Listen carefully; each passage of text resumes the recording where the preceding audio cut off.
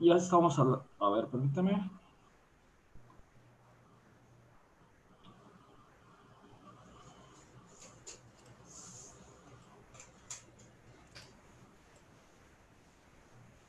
Listo, doctora. Muy buenos días a todos, a las personas que se conectan a la plataforma Zoom y Facebook Live del Congreso del Estado de Sinaloa, a los diputados y diputadas, agradecemos su presencia. A este panel virtual, la administración pública en el concepto de Estado, que se organiza dentro del marco de la conmemoración del Día de la Administración Pública, que se celebra el 23 de junio. Instaurado con el propósito de alentar a los Estados miembros de la Organización de Naciones Unidas a destacar la contribución de la administración pública al desarrollo de sus países. Además, este panel virtual forma parte del programa de actividades 2020 derivado del convenio marco de colaboración firmado el 19 de septiembre del año 2019 entre el Congreso del Estado de Sinaloa y la Universidad Autónoma de Occidente, con el objeto de conjugar esfuerzos en materia académica y de investigación sobre temas que coadyuven a la capacitación de legisladores y servidores públicos del Congreso del Estado de Sinaloa. Iniciamos con la presentación de autoridades y participantes e invitados especiales. El diputado Sergio Jacobo Gutiérrez, integrante de la Junta de Coordinación Política del Congreso del Estado de Sinaloa y coordinador del Grupo Parlamentario del PRI. Doctora María del Carmen Martínez Valenzuela, vicerrectora académica de la Universidad Autónoma de Occidente. El ingeniero José Antonio Ríos Rojo, secretario general del Congreso del Estado. El doctor José Guadalupe Robles Hernández, coordinador de asesores del gobernador de Sinaloa. Así también al doctor Gerardo Alfonso García López, secretario técnico de la Presidencia del Supremo Tribunal de Justicia del Estado de Sinaloa. Al doctor Jaime Gerardo López, subsecretario de los Servicios Administrativos de la Secretaría de Salud del Estado de Sinaloa, y a la maestra Mabelia Casa de Félix, coordinadora del Museo Estudiantil de la Universidad Autónoma de Occidente. En este mismo contexto, invitamos al ingeniero José Antonio Ríos Rojo, secretario general del Congreso del Estado, para que exprese las palabras de bienvenida a este panel virtual. Adelante, maestro José Antonio.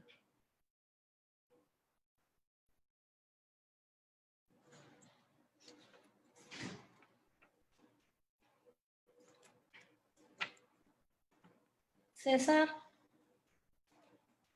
No tenemos conectado al secretario general. Posiblemente lo haya sacado por ahí el sistema, ¿verdad? Bueno, son cosas que pasan y que no están a nuestro alcance, pero bueno, esperaremos un ratito más a ver si se conecta y que él pueda, pues también agradecer a las personas que participan en este evento, ¿verdad? Bueno, vamos a continuar con este programa y me permito presentar al doctor Jaime Gerardo López, un destacado académico e investigador y con una vasta experiencia en la administración pública municipal y estatal, cediendo el uso de la voz para que modere el desarrollo del panel. Adelante, doctor.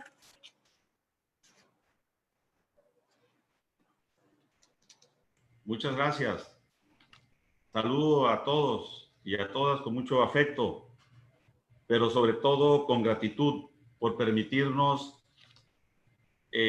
participar en este importante evento que nos pone a todos en contacto para tratar preocupaciones comunes que tienen que ver con el gobierno y la administración pública. Felicito a todos quienes han hecho posible este ejercicio de reflexión con el respaldo institucional del Congreso del Estado y la Universidad de Occidente, Autónoma de Occidente. Tengo encargo de tratar de contextualizar sobre los motivos y el problema general que tiene el tema de este panel, la administración pública en el concepto del Estado, mismo que con su permiso expondré brevemente en dos partes. En primer lugar, el origen de la celebración de este panel deviene de una resolución aprobada por la Asamblea General de la Organización de las Naciones Unidas, la ONU, celebrada el 20 de diciembre de 2002, donde se designa el 23 de junio como el Día de las Naciones Unidas para la Administración Pública. El objetivo, alentar a los estados miembros a organizar en esta fecha actos especiales para poner de relieve la contribución de la administración pública al proceso de desarrollo. Asimismo, reitera que una administración pública responsable, eficiente, eficaz y transparente, tanto a nivel nacional como internacional, tiene un papel básico que desempeñar. Y en ese contexto, subraya la necesidad de intensificar el fomento de las capacidades administrativas y de gestión del sector público nacional, en particular en los países en desarrollo, con economías en transición. ¿Qué significa esta necesidad de elevar las capacidades administrativas e institucionales del gobierno? Es decir, de los tres poderes que le integran. Y con esta pregunta paso a justificar el tema que nos ocupa.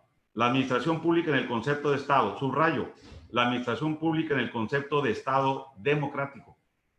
Cuando a la administración pública se le concibe como un conjunto de técnicas administrativas consideradas como funciones de apoyo a las tareas sustantivas del proceso legislativo, judicial o de la política pública, del proceso de la política pública, entonces sucede que a la administración pública se le quita lo público y se le concibe como una simple tarea técnica al servicio de la administración, al servicio de la burocracia, como decía Max Weber, y no al servicio del público, que es lo que reclama una administración en el contexto de un Estado democrático. De tal manera que puede ser administración, si la dejamos así, pero se pierde su naturaleza pública, su naturaleza política, su concepto de Estado, y cometemos el error de separar la administración pública de la política. Subrayo, de la política de Estado, para evitar la confusión que se tiene al leer el discurso fundacional de Woodrow Wilson, cuando se piensa que la política y la administración debe ser una dicotomía de estar separadas. Hay que aclarar que cuando él habla de la política de Estado, no la política partidista. Dicho de otra manera, y con esto termino, desde que México inició su proceso de democratización, centrado en la preocupación de tener, y utilizo el trabalengua de un expresidente del IFE, elecciones donde los votos se contaran, y si no se volvieran a contar. Pero también en ese momento surgieron voces que advirtieron que si este proceso de legitimación de los gobernantes mediante elecciones creíbles y confiables no se acompañaba de una buena administración pública, de atender no solo el quién gobierna, sino cómo gobierna, viviríamos, se dijo entonces, el desencanto de la democracia, en donde el problema se ubicaría en el gobernar más que en el gobierno, y así fue, no se equivocaron. De ahí la recomendación de Naciones Unidas de trabajar para fortalecer las capacidades administrativas e institucionales del gobierno con una visión de Estado, con una administración que sea técnica y políticamente viable, entendiendo ambas, la política como política de Estado y la administración pública, ambas como un binomio, como la cara de una misma moneda. Dicho esto, paso a presentar con mucho gusto la semblanza, para que no las conozcan, de nuestro querido amigo, el doctor Sergio Jacobo Gutiérrez. Sergio es licenciado en Ciencias Políticas, egresado de la Escuela de Derecho de Ciencias Políticas de la Universidad Autónoma de Sinaloa, y cursó una maestría en Ciencia Política en la Facultad de Ciencias Políticas y Sociales de la UNAM.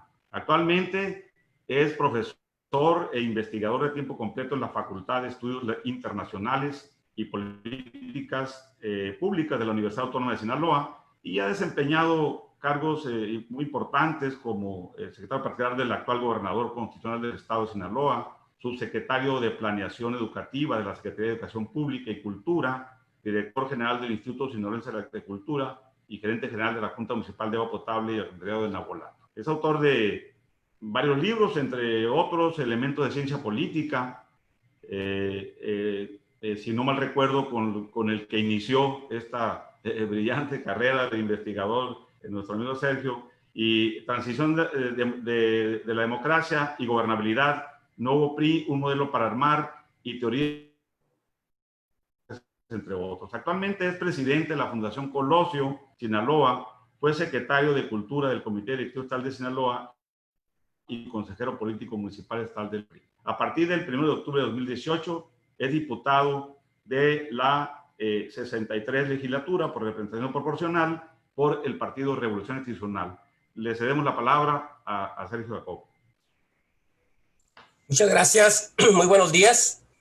Saludo a toda la audiencia y saludo también a mis compañeros panelistas, al maestro Gerardo García, a nuestro amigo Guadalupe Robles, y quiero también agradecer a las instituciones que hacen posible este panel, al Congreso del Estado a través de su Instituto de Investigaciones Parlamentarias y también a la Universidad Autónoma de Occidente.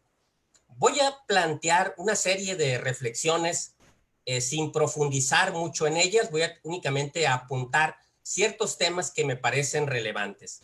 De entrada, lo que diría es que me parece de una extraordinaria importancia el hecho de que se recupere el concepto de Estado. Durante mucho tiempo, el concepto de Estado fue hegemónico en los estudios políticos, pero en las últimas décadas este concepto fue dejado de lado por otros conceptos que fueron teniendo mayor centralidad en el debate académico y en el debate político, como fue el caso de el concepto de sistema político, el concepto de políticas públicas, el concepto de democracia, en fin. Me parece por ello importante que se recupere el concepto de Estado, porque no hay que perder de vista que el Estado es una de las grandes creaciones de la modernidad. Habría que tener presente que los hombres no siempre hemos vivido bajo la sombra del Estado. En el pasado hubo otras formas de organización políticas. En el mundo antiguo existieron las polis, las repúblicas, los imperios, los señoríos. La creación del Estado representa un salto cualitativo en las formas de organización política. Y el Estado se crea en el siglo XVI, el Estado moderno de carácter nacional. El primero que utiliza la palabra Estado fue Maquiavelo. Y justamente cuando utiliza este concepto, trataba Maquiavelo de dar cuenta de una nueva realidad política. El Estado moderno nace como un Estado absoluto y gracias a las grandes revoluciones liberales del siglo XVIII es que se abre paso lo que conocemos como el Estado democrático de derecho. Si decía que el Estado es una de las grandes creaciones de la modernidad, el Estado democrático de derecho representa, en mi opinión, un verdadero hito civilizatorio. Winston Churchill, cuando le interrogaban sobre las dificultades que tenía el régimen democrático y defendía la democracia, decía que no es porque la democracia fuera una forma perfecta de gobierno, sino que era una forma cualitativamente superior a las otras conocidas. Bueno, podemos hacer una analogía y utilizar este razonamiento de Churchill para decir que el Estado no es, por supuesto, una forma perfecta de organización política, pero no hay duda que representa un avance civilizatorio respecto a las formas precedentes de organización política. En los años 90, cuando cobra auge el fenómeno de la globalización, se comienza a hablar acerca del fin del Estado. Hubo por ahí un teórico, Kenny Shomae, que publicó un libro titulado justamente así, en sentido de pregunta, el fin del Estado-Nación. Bueno, el Estado-Nación, que ciertamente ha sido socavado por el fenómeno de la globalización, no ha desaparecido y al menos podemos advertir que no va a desaparecer en el mediano plazo. Pero no hay duda que el fenómeno de la globalización y lo que ahora vivimos con esta pandemia del COVID-19 revela justamente que las soberanías del pasado que distinguían al Estado pues ya no existen. Hoy los estados están evidenciando su evidente vulnerabilidad y ahora, más que soberanías absolutas, hablamos de soberanías limitadas o soberanías restringidas. Paso al caso de México. La construcción de un Estado moderno, de un Estado-nación, fue un proceso muy accidentado en nuestro país. Después de la independencia, se rompe el vínculo con la metrópoli española, pero no se crea en automático un nuevo Estado. Podemos decir que durante todo el siglo XIX no existe en México un verdadero Estado-nación. El Estado-nación comienza a construirse hasta el porfiriato, porque Porfirio Díaz logra esa centralización del poder que no se pudo lograr en el siglo XIX por los conflictos internos y por las guerras de intervención. Este proceso que inicia con Porfirio Díaz se va a consolidar en el Estado posrevolucionario. El Estado posrevolucionario se convierte en el verdadero agente de la modernización nacional. El Estado como impulsor de la economía, como agente educativo, como promotor de la cultura. Este proceso se va a ver interrumpido en los años 80 con la crisis de la deuda. A partir de ahí, con la restricción de los recursos fiscales, viene una disminución del peso relativo del Estado en la sociedad mexicana. Pasamos de un Estado fuerte a un Estado débil. Y esto se complica todavía más con el incremento de los problemas de la violencia y la inseguridad. En las primeras décadas de este siglo, se ha dicho que el Estado mexicano es un Estado fallido. ¿Por qué? Porque no cumple con el rasgo que Max Weber decía que identifica esencialmente el Estado, que es el ejercicio, el monopolio de la violencia. Porque hay terrenos, espacios que desafortunadamente, lo sabemos, están con una injerencia muy significativa de los grupos de la delincuencia. Con la llegada del presidente Andrés Manuel López Obrador y por lo que había venido siendo su discurso a lo largo de muchos años, pensamos que iba a venir una recuperación de esta cultura estatista que había permeado durante décadas en nuestro país.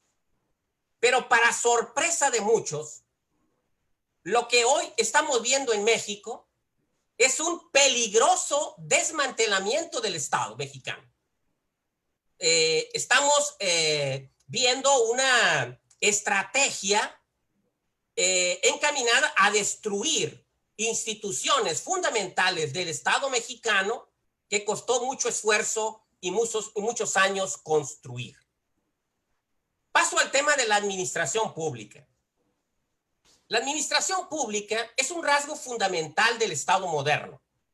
Podemos decir que la administración pública nace conjuntamente con el Estado moderno. La administración pública se dice incluso que no es otra cosa que el Estado en acción. La administración pública son, como ahorita lo decía Jaime, las instituciones, las actividades, las técnicas que permiten aplicar los programas y las políticas de gobierno. A lo largo de la historia, hemos conocido nosotros distintos modelos de administración pública. El modelo tradicional burocrático, el nuevo modelo de la gerencia pública y, más recientemente, lo que conocemos como el modelo de la gobernanza. ¿Cómo veo yo el tema de la administración pública desde el poder legislativo? Me parece que las innovaciones que se han dado en la administración pública con estos nuevos enfoques de la gerencia pública y la gobernanza, han tenido mayor posibilidad de recuperarse a nivel de los poderes ejecutivos, a nivel federal, a nivel estatal, incluso a nivel de los municipios, pero estos modelos han tenido mayor dificultad para aplicarse en el poder legislativo. Yo veo que el poder legislativo sigue siendo el ejemplo de una administración pública tradicional, de una administración pública anclada en el modelo convencional burocrático. Y ahí están los indicadores. Tenemos un poder legislativo que no es suficientemente transparente, un poder legislativo que es lento en su operación, que es bastante improductivo, que no genera los resultados socialmente útiles que demandan los ciudadanos. Me parece que es muy importante ahora impulsar una amplia y profunda reforma del poder legislativo para incorporar estos nuevos modelos de administración pública. Requerimos un poder legislativo innovador, orientado más a los resultados, y un poder legislativo que, a partir de del nuevo concepto de la gobernanza, pueda construir redes de vinculación y colaboración con la sociedad civil. Creo que ese es hoy por hoy uno de los grandes retos, porque seguimos teniendo en pleno siglo XXI un poder legislativo que sigue trabajando con normas y prácticas decimonónicas. Muchísimas gracias.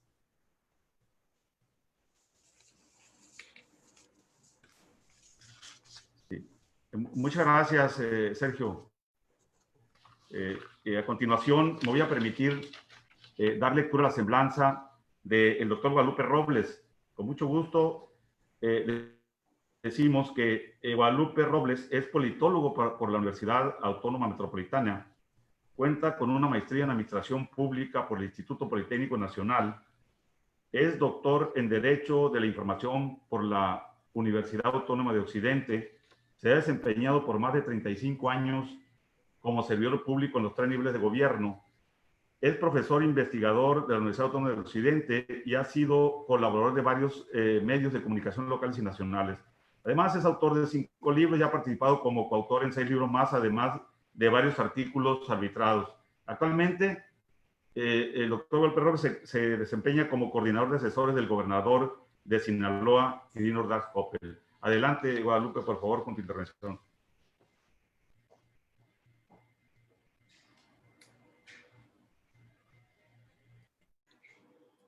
Muchas gracias. Muy buenos días a todas y todos, a la doctora Sonia Escalante, a la doctora Alma Cázares, a la doctora Mari Carmen Martínez, a mi amigo Sergio Jacobo, a mi amigo el doctor Gerardo Alfonso García, a Daniel Ramírez, al ingeniero Río Rojo, que seguramente se incorpora en un momento más. Muchas gracias al Honorable Congreso del Estado de Sinaloa por la invitación. Gracias a la Universidad Autónoma de Occidente por esta generosa invitación a reflexionar sobre un tema fundamental como lo es precisamente el papel que juega y habrá de jugar la administración pública en los próximos años. Quisiera comenzar esta intervención con un relato, si me lo permiten, con un relato personal. Hace unos días fui a renovar mi credencial a una tienda de autoservicios. Ustedes la deben de conocer, el Costco. Ustedes saben que hay tiendas en las que uno tiene que pagar por ir a consumir, paradojas del destino. Y bueno, cuando llegué, la señorita que amablemente me atendió me pidió me pusiera al frente de una cámara para tomarme la foto y darme la credencial. Al querer quitarme yo el cubrebocas que llevaba, me dijo que no puede quitárselo. Luego le pregunto, ¿me va a tomar la foto con el cubrebocas?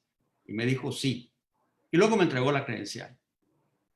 Al mirarla, ahí estaba mi fotografía con un cubrebocas y me dieron vuelta por la cabeza muchas ideas. Este relato, que no tiene la menor importancia, nos habla, sin embargo, de las innumerables cosas que han cambiado nuestra vida personal cotidiana, que finalmente es la vida más importante para nosotros.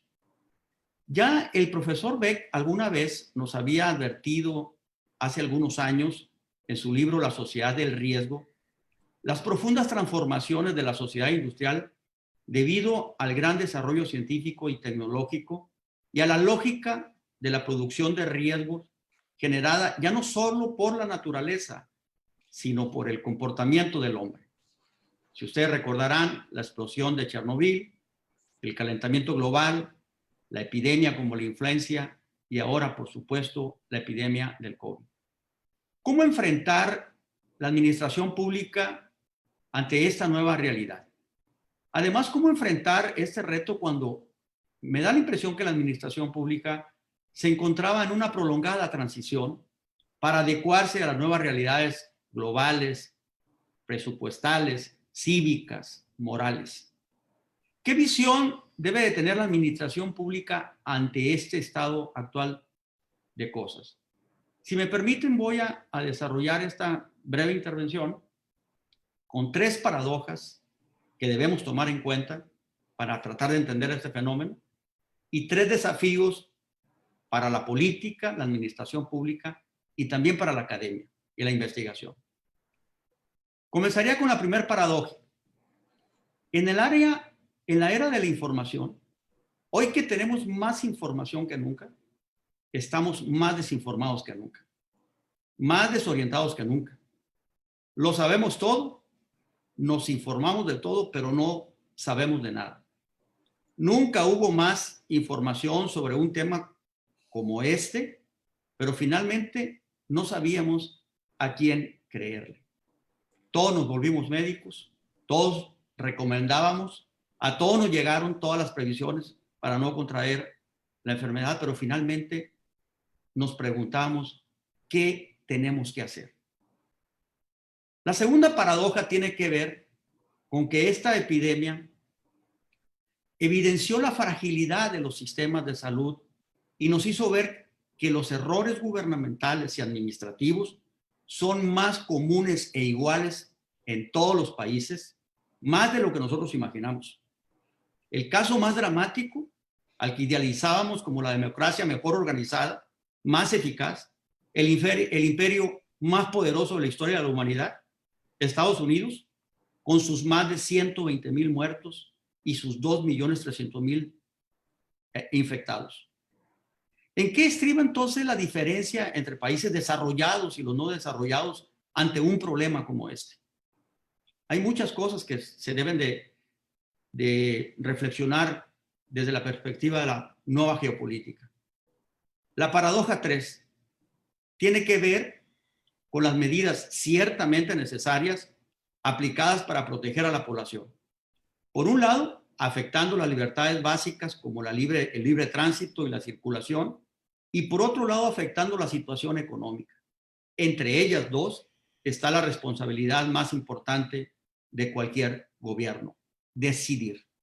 Ahí está el gran reto de las decisiones en el presente, pero también en los días por venir, ante una situación que se agrava cada vez más y que la economía habrá de tener consecuencias inimaginables.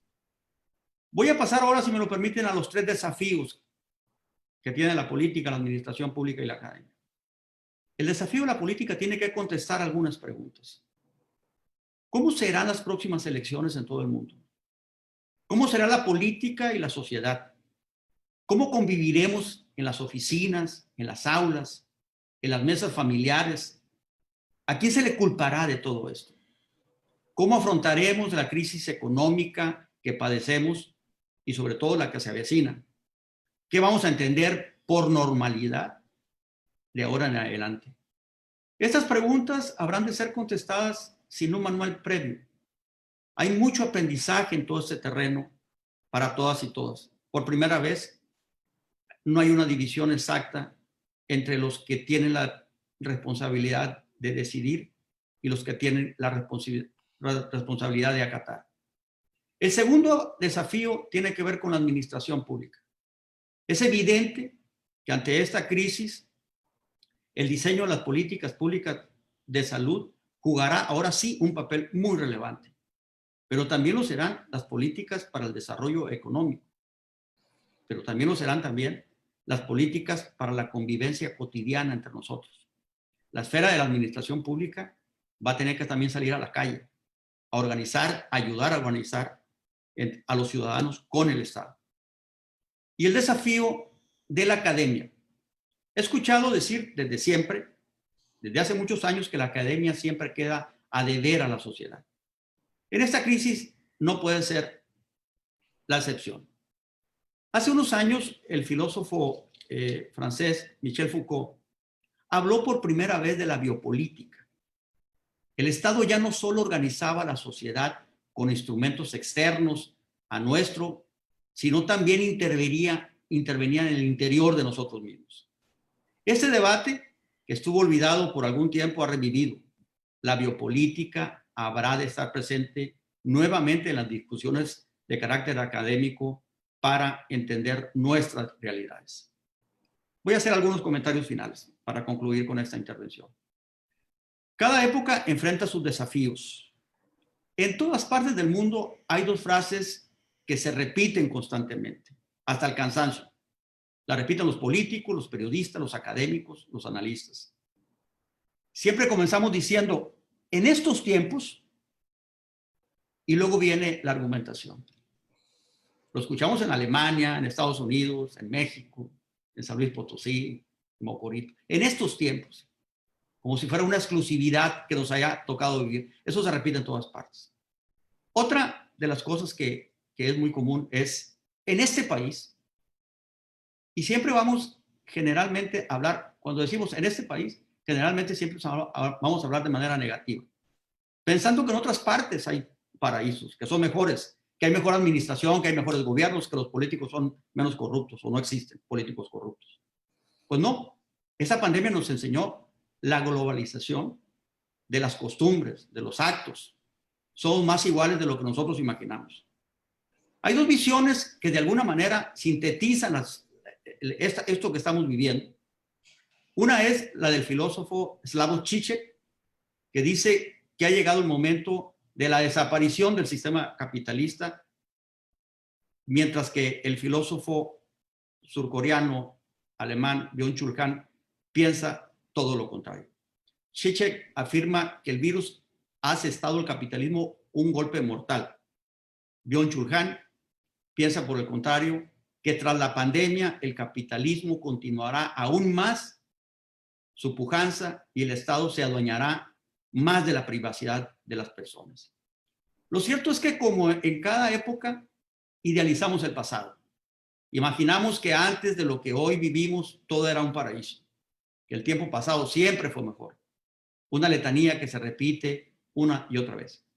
Y a propósito de eso, quiero despedirme con una frase de Steven Pinker. Ni el pasado es tan inocente, ni el futuro es tan terrible. Muchas gracias por su atención y atento a cualquiera de las preguntas. Muchas gracias, Guadalupe. Continuamos. Toca el turno al doctor Gerardo Alfonso García López. Y él es licenciado en Derecho, egresado de la Escuela Libre de Derecho de Sinaloa. Es maestro en Derecho Corporativo, también por la Libre de Derecho. Doctor en Derecho, comisión honorífica, también por la misma escuela.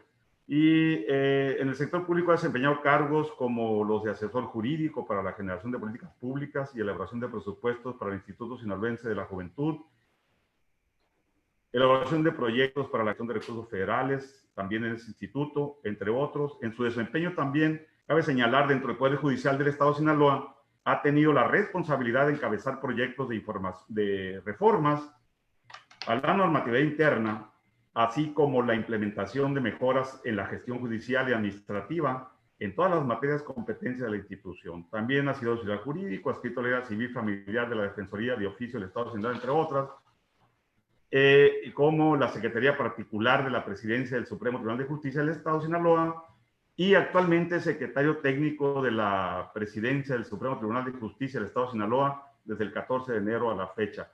Adelante, doctor Gerardo, tiene la palabra. Muchas gracias, doctor. Un saludo a todos los panelistas. Agradezco esta invitación, primeramente a la Universidad Autónoma de Occidente y al Congreso del Estado por la organización de este evento. Y pues vamos aquí a departir algunas líneas sobre lo que se entiende por esta administración pública para el Poder Judicial. Que quisiera partir con una apreciación un tanto personal sobre esa distinción de la teoría clásica que nos dice, ¿no? La administración pública se entiende generalmente por el quehacer del Poder Ejecutivo al momento de implementar las políticas públicas de atención a la sociedad.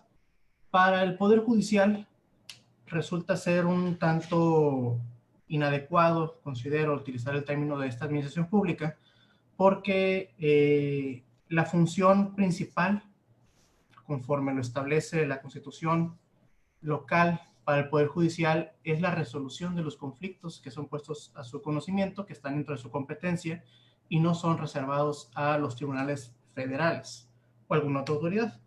Entonces, el término de la administración pública para el Poder Judicial sería más adecuado referirnos hacia la gestión judicial. Gestión judicial que no se limita únicamente a la labor de la impartición de justicia, sino también a todas las demás actividades de apoyo administrativo y de otras materias que son necesarias para poder atender esta obligación constitucional que tenemos cada uno de los servidores judiciales. Si bien sabemos, la principal autoridad dentro del Poder Judicial vienen siendo los magistrados que integran el Pleno. Para el caso de Sinaloa, pues sabemos que tenemos 11 magistrados, 5 ocupados por mujeres, 6 por hombres. Los magistrados que integran el Pleno y la Sala del Supremo Tribunal no están limitados a su quehacer exclusivamente a la materia jurisdiccional, que vendría siendo el conocer de las apelaciones, los conflictos que haya por las sentencias que dictan los juzgados de primera instancia, sino también ellos tienen una labor dentro de la gestión judicial, dentro de esta labor complementaria, como lo viene siendo lo que deben ellos de acordar con proyectos normativos que establecen reglamentos, manuales, protocolos y demás lineamientos que aplican a todos y cada uno de los órganos jurisdiccionales y administrativos que integran el Poder Judicial.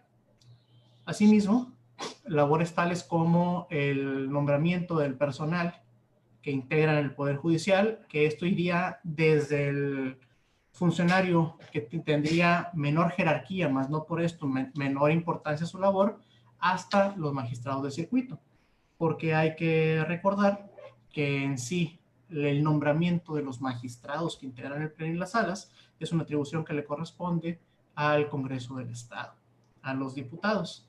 Ellos serán quienes elijan a estos magistrados. Esto nos lleva a otra labor que viene siendo vinculada a esta gestión judicial de una alta cúpula del Poder Judicial, que es el Consejo de la Judicatura. ¿Por qué? Porque es el Consejo de la Judicatura quien realiza estas propuestas al Congreso de quiénes pudieran ser las personas que puedan ser electas como magistrados. Dentro de estos aspirantes se encontrarán preferentemente pues, aquellos que ya tengan una historia dentro de la carrera judicial, pero también podrán ser personas externas que cuenten ya con una trayectoria, con un currículum y que tengan esos elementos que aportar hacia la judicatura. Por esto también es importante rescatar que a diferencia de cómo opera, por ejemplo, en la Federación o en otros estados, este Consejo de la Judicatura por lo pronto no cuenta con una representación ciudadana ni con personas que no correspondan al Poder Judicial. Actualmente el Consejo de la Judicatura se integra por quien presida la presidencia del Supremo Tribunal, por 2 magistrados o magistradas adicionales, 3 jueces y un juez menor. Entonces, la representación que se tiene ahí es importante porque, como mencionaba ahorita, una de las labores de este Consejo de la Judicatura es proponer que magistrados se puedan nombrar en caso de que haya vacantes, pero también tienen labores que van tendientes hacia garantizar esa función primordial de la impartición de justicia, mediante garantizando las condiciones que tengan jueces y magistrados para cumplir con una impartición de justicia sin ningún atamiento político, que tenga las condiciones de eficacia y eficiencia necesarias y aplicando todos los principios necesarios. A su vez, este Consejo de la Judicatura es quien propone los programas de capacitación para los servidores judiciales. Entonces, se está viendo ya aquí en esta primera visión que el quehacer del Poder Judicial no es exclusivamente el emitir sentencias. No es únicamente el resolver un conflicto por el incumplimiento de un contrato, no es nada más señalar una sanción a alguna persona que se le haya acreditado que haya cometido un delito, sino tiene muchas labores administrativas de apoyo que además se sustentan por personas que no necesariamente deben ser profesionales del derecho. El caso pudiera encontrarse también con las labores prioritarias que se tienen que realizar desde la capacitación del personal, la administración de recursos humanos, de recursos financieros, económicos, materiales, pero también hay labores más un poco sociales, vamos a decirlo, que pueden ser previo a un conocimiento de un juez o como consecuencia de las medidas que se hayan dictado. Aquí estamos hablando de lo que vendrían siendo, digamos, los más recientes modelos de gestión judicial que ha implementado el Poder Judicial local, que fue en el año 2016 la creación del Centro de Mecanismos Alternos para Solución de Controversias en Materia Familiar y el Centro de Convivencia Familiar Supervisada. Estos, si bien no son órganos netamente jurisdiccionales, no emiten ellos sentencias, pero sí resuelven problemas sociales. Problemas sociales en la materia familiar que tienen que ver desde relaciones personales y estado civil, como lo puede ser un divorcio, el tema de convivencia familiar, tema de custodia de hijos, de niñas, niños y adolescentes, temas de pensiones alimenticias y situaciones de esta naturaleza. A su vez, como lo son estos mecanismos alternos de solución de controversias, son otros esquemas, otras opciones que en la misma, desde la Constitución están establecidos para que las controversias que cuenten las personas se puedan resolver por otros mecanismos más ágiles, por otros mecanismos más flexibles, no tan plásticos como lo puede ser un trámite jurisdiccional. Y pues como comentaba el doctor Robles ahorita, ¿no? Y utilizando esa expresión sacramental en estos momentos, ¿qué es lo que nos ha dado esta situación de la pandemia? Sí, nos hemos dado cuenta que en la judicatura se cuentan con muchas áreas de oportunidad en las cuales debemos de ocuparnos, que vendría siendo la justicia a distancia. ¿Por qué tomo como ejemplo estas dos instituciones que menciono, el Centro de los MASC y el Centro de Convivencia Familiar Supervisada? Porque a raíz de esta situación que se está viviendo, de la suspensión oficial de labores, de que las personas no están permitido ahorita que puedan acudir ante los órganos jurisdiccionales, sin embargo reconocemos que ellos cuentan con unos problemas reales y en muchos casos urgentes que deban de ser atendidos y que no pueden serlo por medios tradicionales.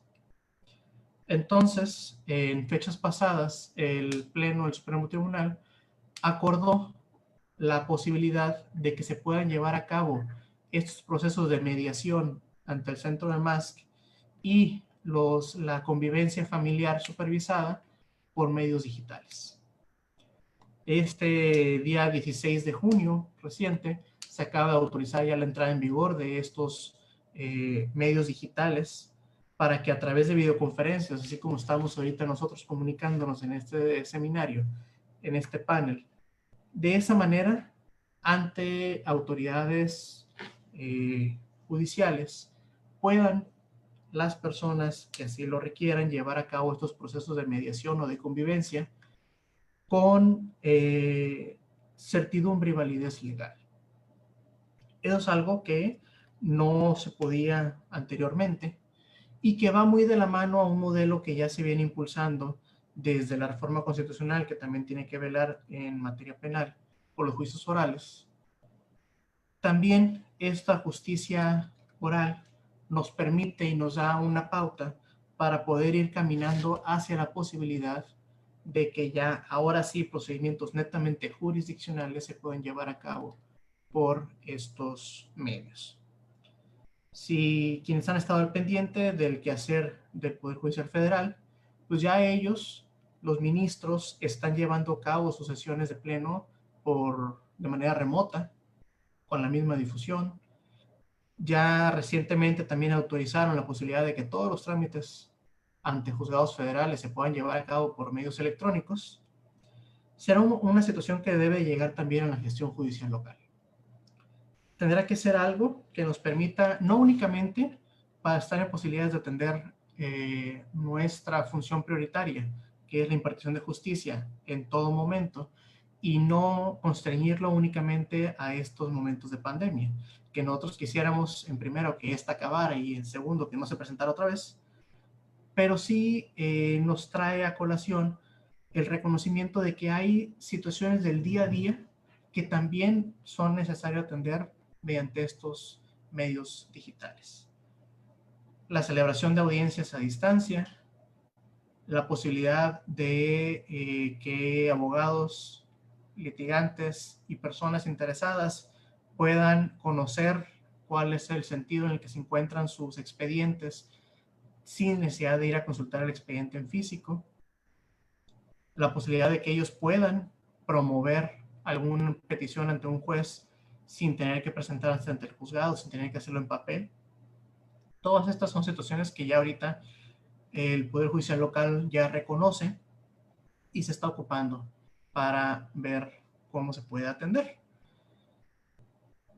Y estos modelos de los juicios orales, que ya ahorita en Sinaloa, pues desde 2014 opera en materia penal, anteriormente ya en materia mercantil, y próximamente aplicará en otras materias, como lo puede hacer la familiar, la civil, una vez que haya la reforma normativa correspondiente, y no hay que quitarnos del renglón de la vista los pendientes, que próximamente también el Poder Judicial local tendrá facultades para conocer la materia laboral. Y esto traerá nuevos retos también para la gestión judicial, reconociendo de que se parte también de principios de oralidad y que esto nos pudiera permitir también tener una gestión judicial diferente a lo que son esos expedientes en papel, que ahorita ese es el tema, ¿no? Si estamos hablando que para el 2019 el Poder Judicial local conoció en primera instancia más de 54,000 expedientes, causas y asuntos, todos estos fueron en papel. Todos estos fueron desahogados en oficina, in situ. Tendremos que ver ahora cuál es la tendencia, cuál es la posibilidad de tener este desahogo, este acompañamiento y esta gestión judicial a través de otros medios que permitan un mejor servicio, una mejor atención para los justiciables, para la sociedad en general, y que también permita al Poder Judicial crecer, evolucionar y tener mayores resultados todavía en su función primordial de la impartición de justicia. Hay muchos retos que afrontar. Nosotros estamos en el mayor compromiso y posibilidad para hacerlo. Sabemos que nuestra labor como tal tiene a lo mejor más limitantes que las que operan los demás poderes, porque los procedimientos legales tienen un estricto apego a la ley. Entonces también es necesario que desde el poder, desde el nivel federal, se promuevan las reformas necesarias a las leyes que permitan todo plenamente el uso de medios electrónicos, por ejemplo, con plena validez, más allá de una firma electrónica, sino más temas de constancias, de fe y de certidumbre legal para todos los justiciables. Con estas reflexiones les pongo sobre la mesa. Agradezco nuevamente la invitación y quedamos atentos a cualquier duda o comentario. Gracias. Bien. Muchas gracias, Gerardo. Si ustedes están de acuerdo, yo dejaría a que el desarrollo mismo de este panel vaya ubicando la posibilidad de la síntesis de cada uno de los expositores y vayamos encontrando el hilo conductor de las exposiciones, si ustedes están de acuerdo. Y pasaríamos, entonces, le pasaría yo, entraría al relevo la licenciada Alma Cáceres, así es. Así es, Alma.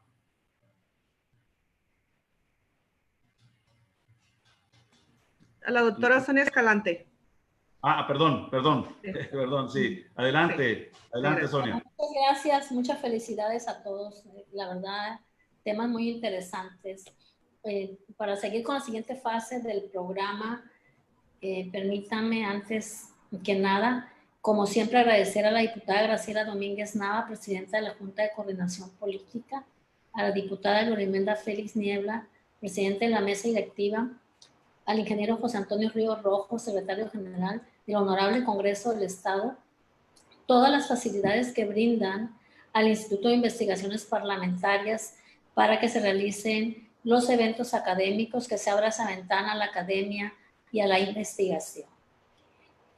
Siguiendo con este orden, entraremos a la fase de las preguntas y respuestas y le damos el uso de la voz a la maestra Alma Cáceres para que ella conduzca esta fase. Por favor, adelante, maestra.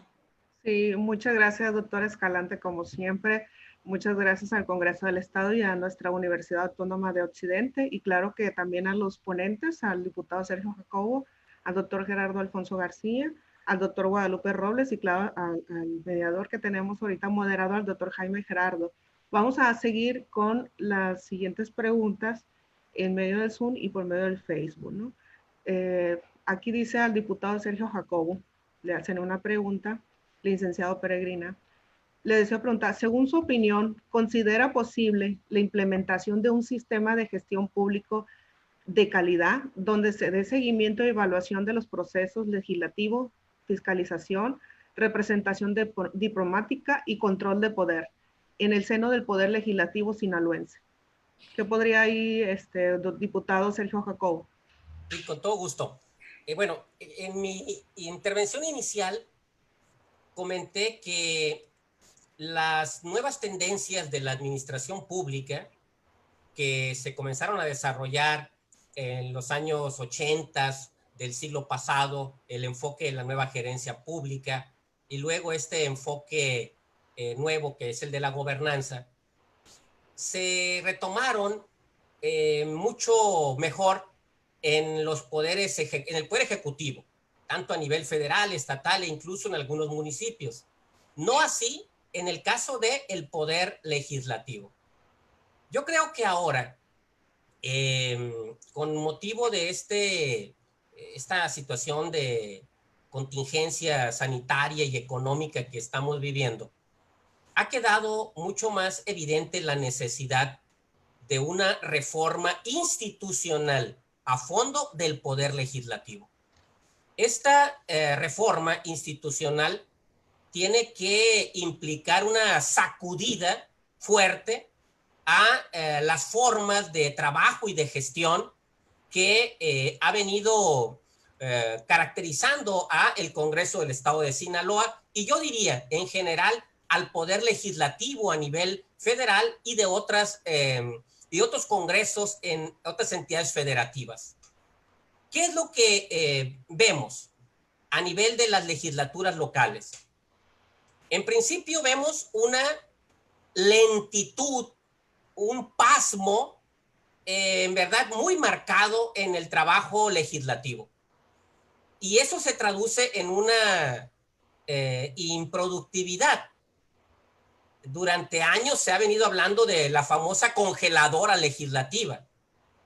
En el caso de Sinaloa, en esta legislatura, para dar un dato, tenemos más de 600 iniciativas que no se han dictaminado. Es una cifra en verdad muy, muy elevada. Tenemos además un gran retraso en la incorporación de tecnologías en el trabajo legislativo. No tenemos, por ejemplo, un tablero electrónico para pases de listas, para votaciones. Imagínense ustedes que hay sesiones en las que tenemos votaciones nominales, ¿qué les digo? 15 votaciones nominales y tienen que estar repitiéndose y tomándose el voto de los 40 legisladores. Seguimos teniendo trámites que ocupan buena parte de la agenda de las sesiones del Congreso, como son los trámites de pensiones. Nosotros hemos pedido que esto se elimine y que se convierta en un procedimiento administrativo, porque quita mucho tiempo en las sesiones ordinarias del Congreso. Tenemos un problema en lo que tiene que ver con la evaluación, la medición del desempeño del Congreso como institución y de cada uno de los legisladores. Desde el Poder Legislativo se demanda eficiencia, se demanda transparencia, se demandan resultados de los otros poderes y de los otros niveles de gobierno. Pero hace falta esa autocrítica hacia adentro. No tenemos nosotros un sistema de indicadores para evaluar el desempeño del Congreso como institución y de los legisladores. Tenemos un problema también en lo que tiene que ver con la transparencia. Nosotros hemos planteado la necesidad de que no sea una fuerza política la que monopolice la administración de los recursos, sino que se creen, como existe a nivel federal o en otros congresos, un comité de administración plural que permita darle mayor claridad y transparencia al manejo de los recursos. Y lo otro tiene que ver con el tema de la gestión democrática al interior del Congreso. Se requieren reformas para que quede perfectamente claro que una fuerza política no puede monopolizar todos los cargos de conducción del Poder Legislativo. La Junta de Coordinación Política, la mesa directiva, la Diputación Permanente. En un Congreso que es plural, debe quedar perfectamente claro que ninguna fuerza puede monopolizar todos los espacios de conducción del trabajo legislativo. Estamos nosotros a favor también de terminar con el voto ponderado en la Junta de Coordinación Política, porque lo consideramos un mecanismo totalmente antidemocrático. Y lo otro que comentaba también, la necesidad de instaurar este modelo de una nueva gobernanza del Poder Legislativo que permita construir redes de intercambio y colaboración con la sociedad civil. En el caso de Sinaloa, por ejemplo, ha habido algunos esfuerzos de parlamento abierto, pero son todavía muy insuficientes. Es necesario profundizar más en este tipo de ejercicios. En suma, yo creo efectivamente que es el momento de pensar en una reforma institucional a fondo del Congreso del Estado para incorporar estos nuevos instrumentos de una gestión de mayor calidad que permita mejorar los resultados del Poder Legislativo. Muchas gracias, diputado Sergio Jacobo. Y vamos a seguir aquí con saludos por parte de las personas que están conectadas por medio del Facebook. Roxana Rubio, saludos, doctor Robles, excelente académico e investigador. Teresita Leona Espuro, excelente ponentes. Esta siguiente pregunta va a ser para el doctor Robles. La siguiente pregunta es para usted. ¿Qué política pública debe o tiene que impulsar la administración pública estatal en la post-pandemia del COVID-19, doctor Robles? Muchas gracias por los comentarios, generosos comentarios. Yo creo que hay un tema clave aquí en todo esto que estamos viviendo y es la acción de repensar. Tenemos que repensar muchas cosas porque todo lo que vivimos nos está dejando muchas enseñanzas. Y además, este aislamiento obligado que tuvimos nos hizo, de alguna manera, volver a un ejercicio fundamental. Byung-Chul Han ahorita lo mencionaba. Un ejercicio fundamental que es el ejercicio de la contemplación. Estas prisas en las que estábamos metidos, esta sobreinformación en la que comentábamos hace un momento, nos hizo perder de vista algunas cosas y algunas respuestas que teníamos que dar a nuestros problemas. Y el reto, la política pública, que no puede ser solamente una política pública para esto, sino la reconsideración de la política pública en general, las de salud, las de educación, las de medio ambiente, las de derechos humanos, es decir, toda la agenda pública tiene que ser repensada a raíz de los nuevos acontecimientos. Yo no creo en las rupturas abruptas, no creo en que todo esto vaya a cambiar radicalmente. Estoy convencido de que vamos sí a pasar a otras gradualidades, a otras normalidades. Tal vez no me convenza mucho estos conceptos de normalidad, pero es lo que tenemos ahorita a la mano. Y si no tengo otro mejor, pues vamos a seguir hablando de estas nuevas normalidades.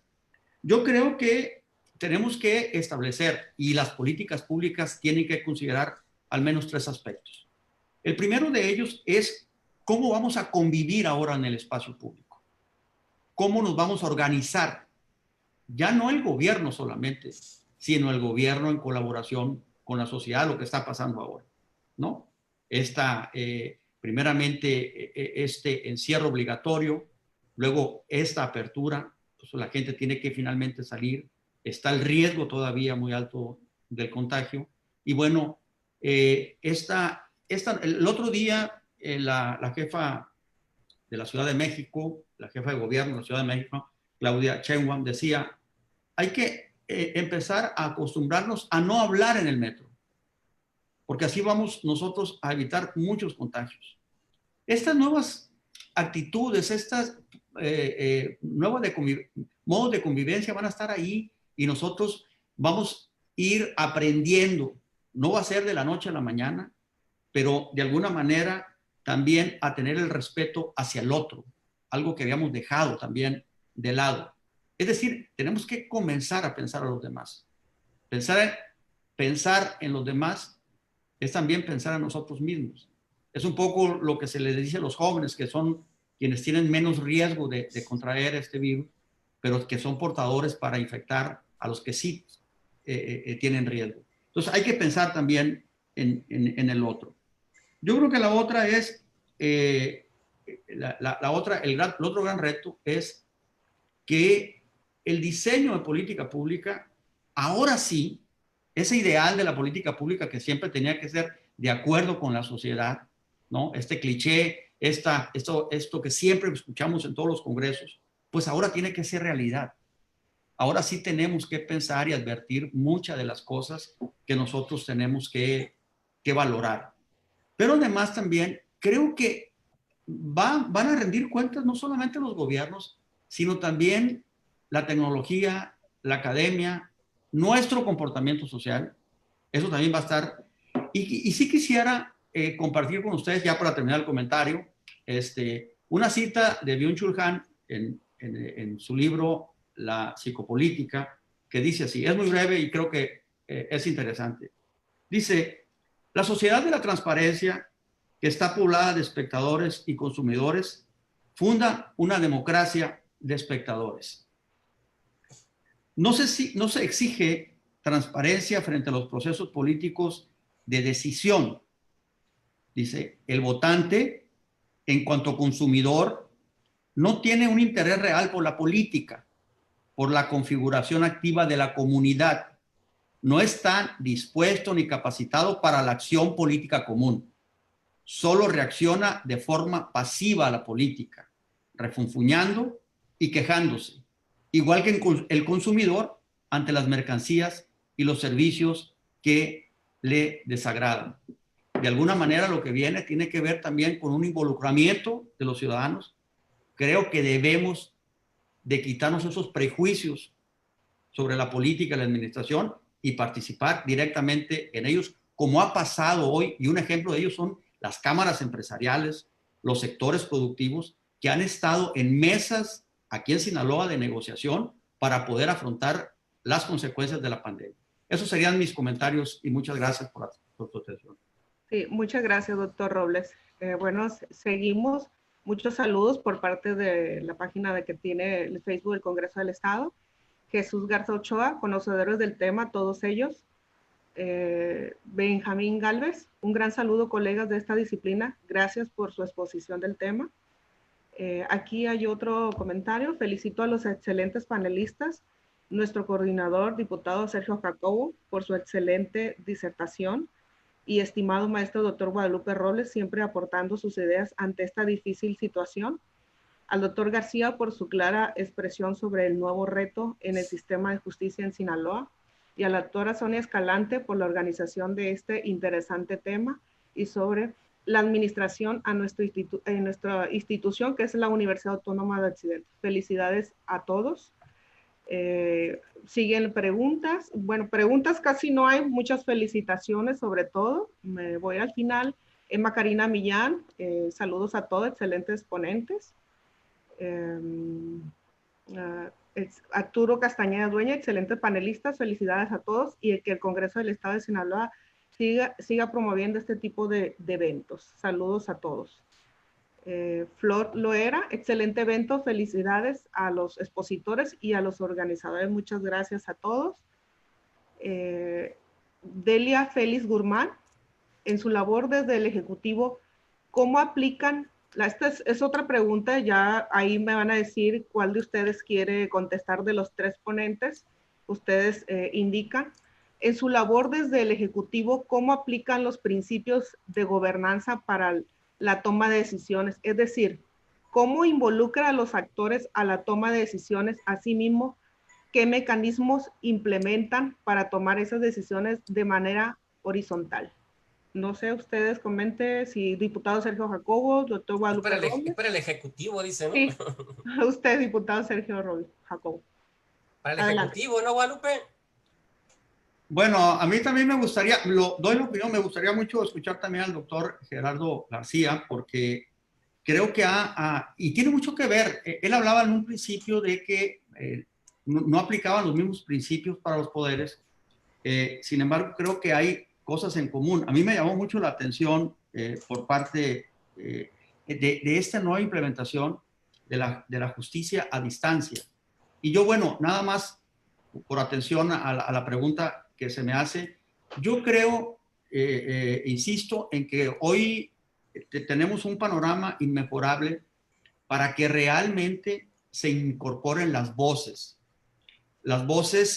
los planteamientos. Nadie sabe mejor los planteamientos y las voces, quienes la viven cotidianamente. Entonces, creo que el futuro de la política pública y la decisión gubernamental es realmente atender estas valoraciones que se hacen desde los grupos sociales, desde las personas que están aportando y que exigen al gobierno verse involucrado en la toma de decisiones. Eso que tanto dijimos nosotros en los documentos, en los planes estatales, municipales, nacionales de desarrollo, creo que ahora es la oportunidad inmejorable para que así suceda. Esos serían mis comentarios. Muchas gracias. Muchas gracias, doctor Guadalupe Robles. Seguimos con las felicitaciones. Beatriz Mendoza, felicidades a todos. Siguiente pregunta, también ahí levantan la mano a ver quién de los tres. Arturo Asterio, gracias por compartir sus reflexiones a todos los panelistas. Es evidente la necesidad de actualizar la administración pública a partir de la pandemia. Sin embargo, subsiste un rezago normativo y tecnológico de acceso a la información. De tal modo, mi pregunta sería la siguiente. ¿Qué papel tiene que jugar los archivos en este cambio en la administración pública?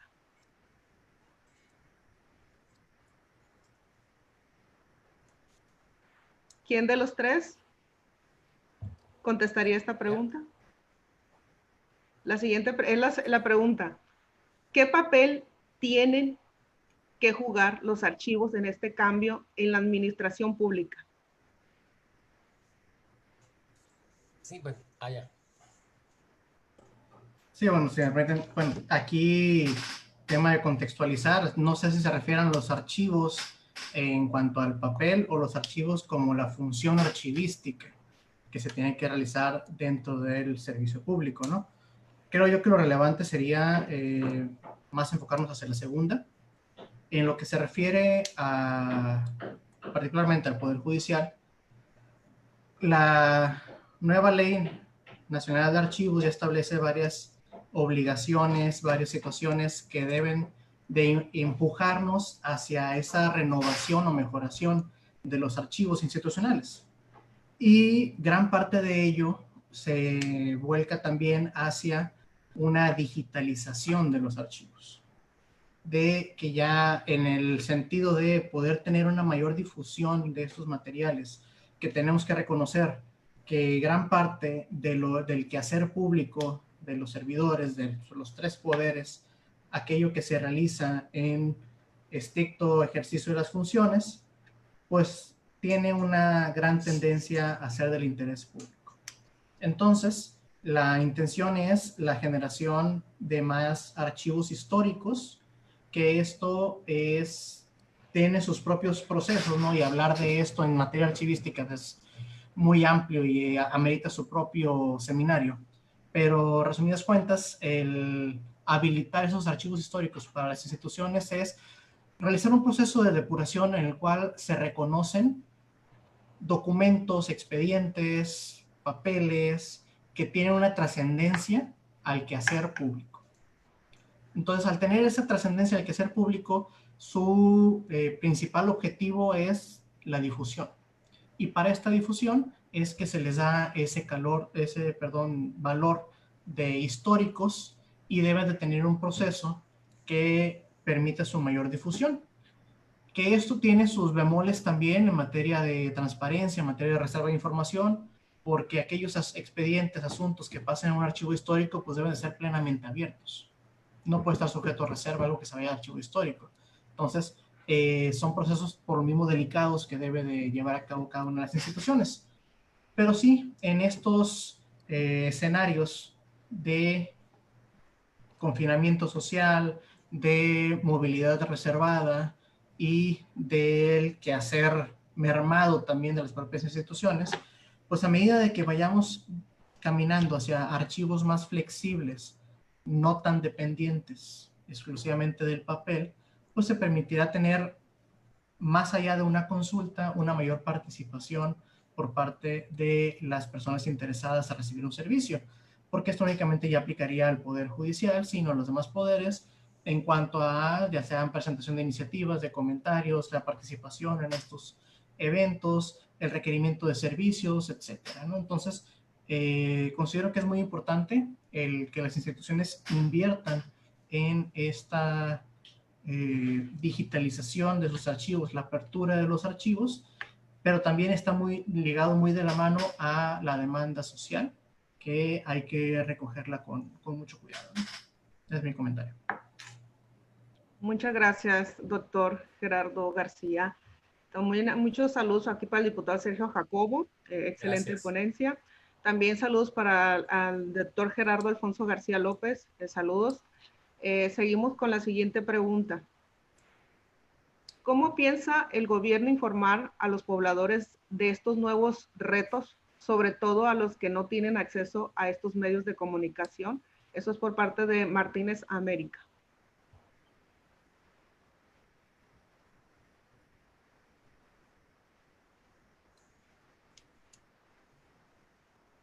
La pregunta, ¿sí quedó claro o la vuelvo? A ver. ¿Cómo piensa el gobierno informar a los pobladores de estos nuevos retos? Sobre todo a los que no tienen acceso a estos medios de comunicación. Se están refiriendo a los tablets y celulares, como me imagino la pregunta es sobre eso, ¿no? Muy bien, sí. Contesto muy brevemente. Yo creo que si hay tres retos en el porvenir, Uno de ellos es precisamente cómo informar. Hablábamos nosotros en la exposición de cómo en esta era de la información, esta era de la sobreinformación, la gente estuvo, pues sí, sobreinformada, pero finalmente no informada sobre lo que verdaderamente quería saber. Y una de las cosas que nosotros hemos vivido en la academia, de los hallazgos, de las reflexiones, es que damos por hecho de que todo mundo tiene acceso a las nuevas tecnologías de la información, de que todo mundo tiene una computadora en su casa o que tiene acceso a través de sus teléfonos. Pero nos encontramos también en que hay muchos hogares todavía que no tienen los instrumentos al que nosotros tenemos acceso. Entonces comunicar se vuelve una función muy complicada, y ahí tiene que ver porque qué debemos informar y además cómo debemos informarlo, de manera verbal, de manera visual. Y una de las cosas que quedan de esta pandemia fue que se regresó a esquemas básicos de comunicación, a esquemas básicos. Un sondeo hacía ver que la gente finalmente en las colonias populares, en las colonias residenciales, se informaron mejor de las medidas gubernamentales a través del perifoneo, de un carro que pasaba diciendo quédate en casa, lávate las manos, toma sana distancia, usa mascarillas. Y mucha gente, miles de personas, se informaron a través de esto que era una información muy básica, como lo hacían en los antiguos tiempos. Entonces, este reto de cómo hacer para informar, yo creo que tenemos que o sea, en primer lugar, entendemos que hay muchos públicos.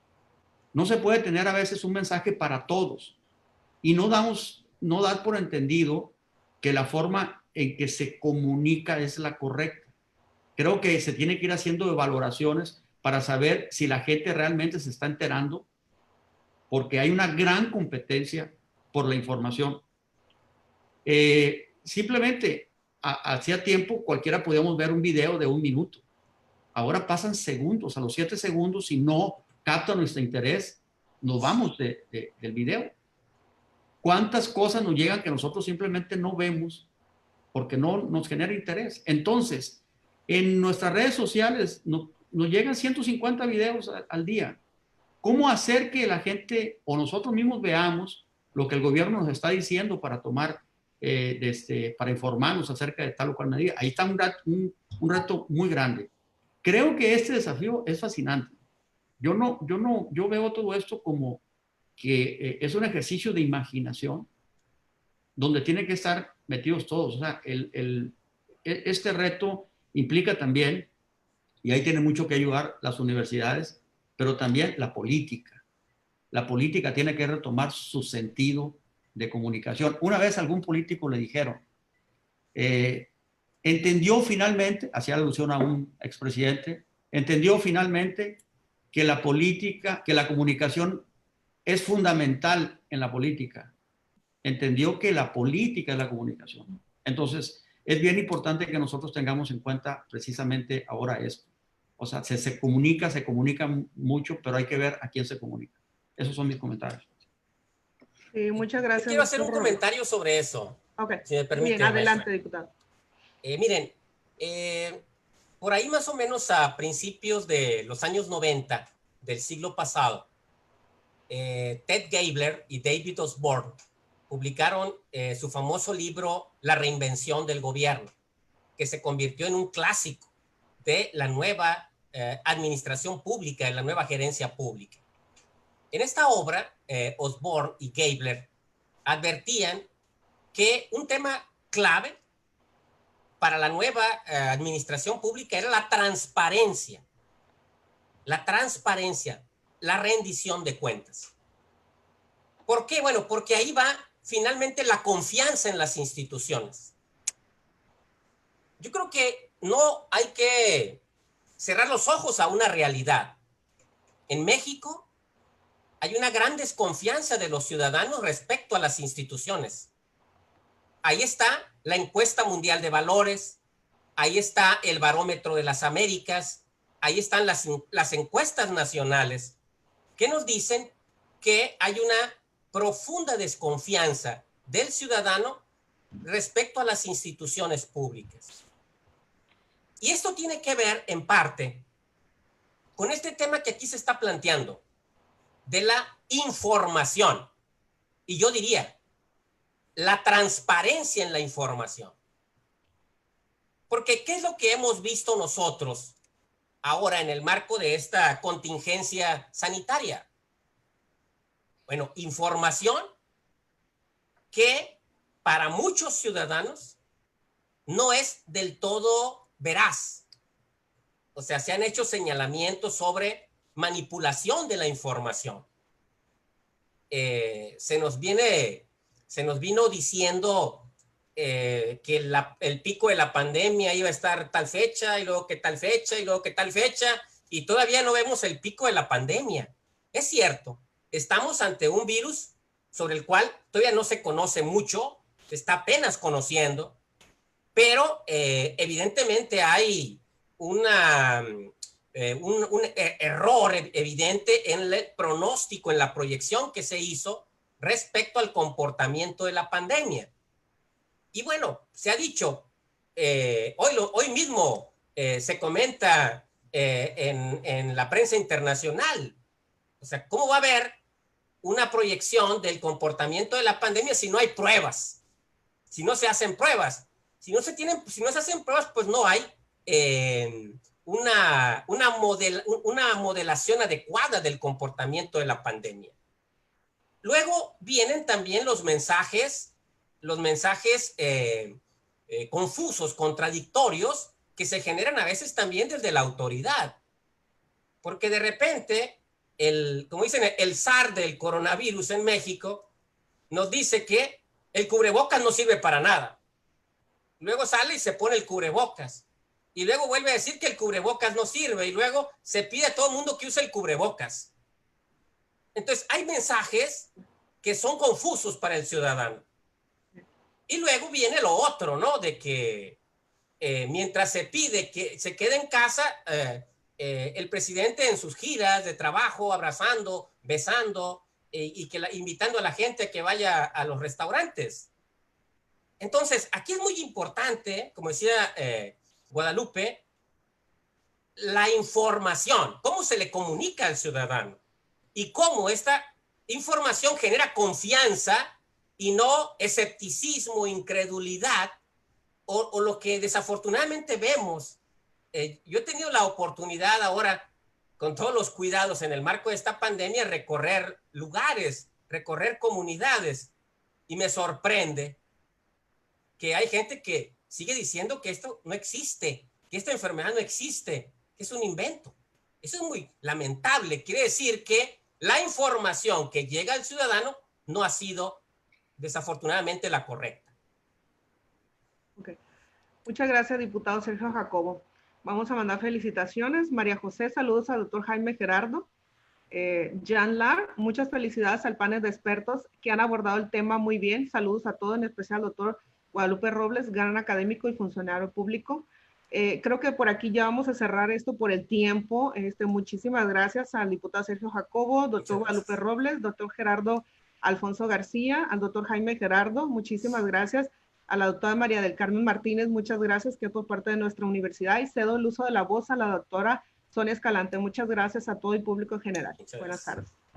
Muchas gracias, maestra Alma, muchas gracias. Excelente preguntas y respuestas.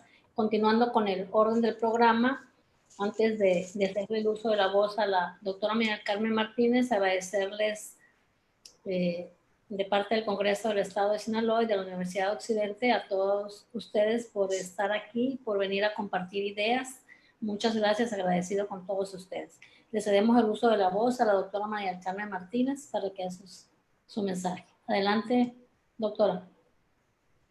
Muy buenas tardes, tengan todos ustedes.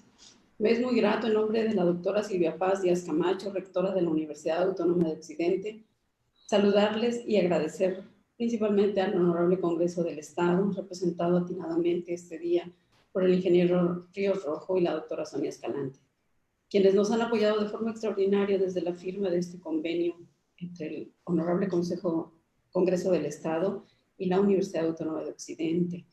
Saludo también a todos los participantes de este panel. Hoy particularmente ha sido sumamente edificante este panel, que aborda la administración pública en el concepto de Estado, la cual se encuentra en constante cambio, y con las atinadas disertaciones que tuvieron nuestros panelistas, sabemos que debe ajustarse a las expectativas de una variedad de grupos sociales. Existen desafíos enormes en este ámbito a nivel internacional, nacional, estatal, municipal. Se requieren adecuaciones estructurales y funcionales de la administración pública, y así también la participación de académicos e investigadores, lo cual es también pudiera llamarse una bondad, el hacer o fortalecer los lazos entre la academia, las universidades y la función de la administración pública. Para poder así atender esta complejidad que hoy es una compleja y plural realidad en la que vivimos. Pensando con nobleza, debiéramos pensar en todos, pues así nos ayudamos tanto como individuos, así como una colectividad o una población. Soy portadora del agradecimiento institucional de parte de nuestra rectora para nuestros panelistas. Agradezco al diputado Sergio Jacobo Gutiérrez, al doctor Gerardo Alfonso García, y también con mucho agradecimiento me honro en agradecer al doctor Guadalupe Robles como miembro de la comunidad LINCE. Un orgullo para nosotros. A todos ustedes, muchas gracias por su brillante participación. También doy las gracias al doctor Jaime Gerardo López y a la doctora Alma Belia Cázares por todo su valioso apoyo en el desempeño de estas actividades conjuntas. Y deseándoles a todos ustedes tengan una excelente tarde. Por la cultura de la libertad, muchas gracias. Muchas gracias. Muchas gracias a todos. Buenas tardes, abrazos. Muchas gracias. Muchas gracias a todos.